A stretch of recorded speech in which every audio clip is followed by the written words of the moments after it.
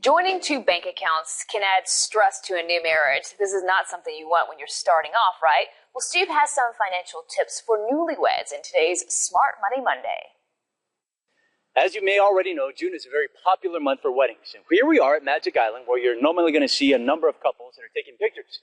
Now, we don't mean to take all the romance out of this, but you need to broach the subject of finances because, well, otherwise there could be some sort of disaster. Reid here from Bank of Hawaii. Now, it's a very delicate situation, a very delicate conversation. What are some of the things you need to keep in mind with this? Well, before couples even get married, they should definitely have the money talk. After you get married, of course, your finances are looked at jointly. For example, if you apply for a mortgage, they'll run a credit report on both individuals and ask for financial statements from both parties. So definitely have that talk beforehand. That's right. Okay, so what are some of the things that need to be in this talk?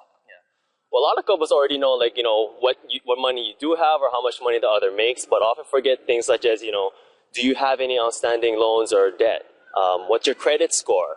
Or something as simple as what's your kind of daily to weekly spending habits? You don't want any surprises after you say yes. Okay, so you've had the talk, sat things down, maybe plotted things out a little bit. What's next? What's the next step? Well, definitely come up with a game plan. As a couple, sit down. Create a budget, talk about things, what are your goals going to be? For example, always is like honeymoons, vacations, buying a house, for example. But don't forget, kids, of course, kids aren't free. Right. Definitely, Yeah. But things such as just budgeting is very important. And who's going to handle the checkbooks and pay the bills after you get married? So how do you make sure that you're financially set? Is that even possible? Just like any individual, not just for newlyweds, but, one, avoid credit card debt. 2, start an emergency fund. So this should consist of liquid funds for 3 to 6 months of living expenses. Number 3, just start saving for retirement.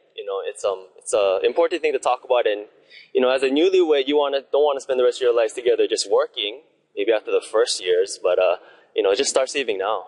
It's not really in your hands because you're going to be the husband, but how much do you take that into account with the wedding plan? Oh, as little as possible, Steve. As little as possible. All right, we probably shouldn't talk about that because it could get you in trouble. By the way, all the information about this is going to be on our website, hawaiinewsnow.com. For Reid, I'm Steve Uehara for Hawaii News Now.